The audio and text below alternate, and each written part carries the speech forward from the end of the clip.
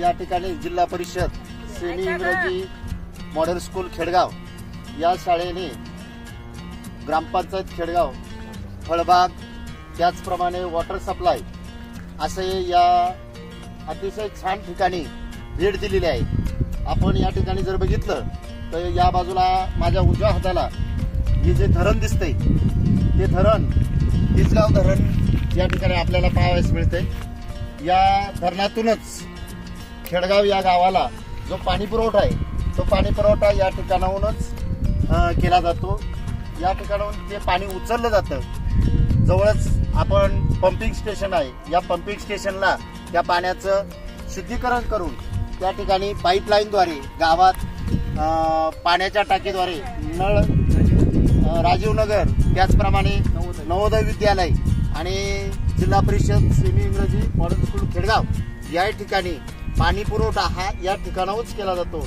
अशा या अतिशय सुंदर छान या तिसगाव धरणाला आज आम्ही या ठिकाणी भेट दिलेली आहे। आपण सुद्धा अवश्य या धरणाला या ठिकाणी भेट द्या।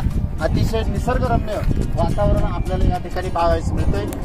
असो आपण बाकीचा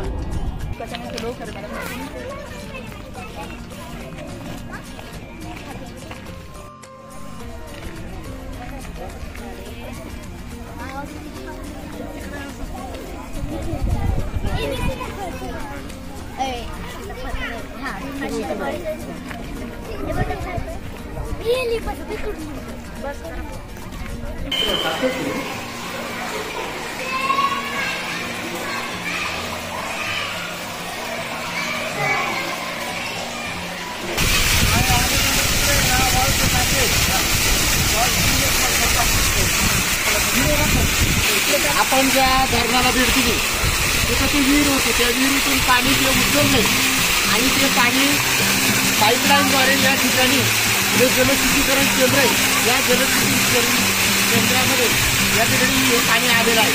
याच्यानंतर हे पाणी इथून वाहत जाऊन पुढं काही टाकी आहे, त्या टाक्यांमध्ये टाकीनंतर त्या ठिकाणी आपण घरामध्ये जसं तुळशीचा वापर करतो त्याचप्रमाणे त्या ठिकाणी त्या पाण्याचा जो काही जाळ असेल किंवा मातीचे कण असेल ते मातीचे कण तिथं जाळायला बसतात आणि जे उरलेलं तिथं पाणी भरतं ते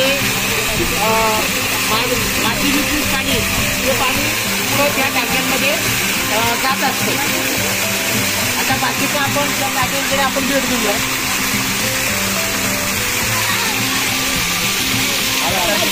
पाणी आलेलं आहे ते पाणी वाहत या ठिकाणी आलं आणि याच्यामध्ये या ठिकाणी आलमकुर्ती ती मिक्स झालेली आहे आणि मिक्स झाल्यानंतर जो काही जड पदार्थ मातीचे कण ते तळाशी बसून हे पाणी पुढे या ठिकाणी या पुढच्या टाक्यांमध्ये आलेलं आहे आणि यामध्ये जाळी आणि ते पाणी खालून वर आल्यानंतर या पाईपांद्वारे हे पाणी या ठिकाणी पुढे जात आहे। पुढे हे पाणी गेल्यानंतर आपल्या घरगुती जे फिल्टर आहे त्या फिल्टरमध्ये त्याप्रमाणे वेगवेगळ्या प्रकारचे वाळूचे कण किंवा वेगवेगळी प्रकारची रीती याचा वापर करून आपण घरगुती फिल्टरमध्ये जसं पाणी स्वच्छ करण्यासाठी वापरतो त्याचप्रमाणे या ठिकाणी या टाकीमध्ये नर्मदेचे गोटे त्याचप्रमाणे नर्मदेची वाळू याचा वापर करून त्या ठिकाणी हे पाणी स्वच्छ करण्यात दिसतंय। आता आपल्याला पाण्याचा रंग जरी असा दिसत असेल परंतु हे पाणी खाली ज्या वेळेस पाईपाद्वारे जात आहे त्यावेळेस त्या ठिकाणी पाणी शुद्ध झालेलं असतं। तर पुढचा जो पाणी जे शुद्ध झालेले त्या ठिकाणी आपण आता जात आहोत वगैरे सगळं कार्यक्रम नर्मदा वाळी जाताना खाली हे होत आहे। आम्हाला दर आठवड्याला 50,000 लिटरची टाकी आहे। ती टाकी भरून नंतर हिवाळा आम्हाला उघडून द्यावं लागत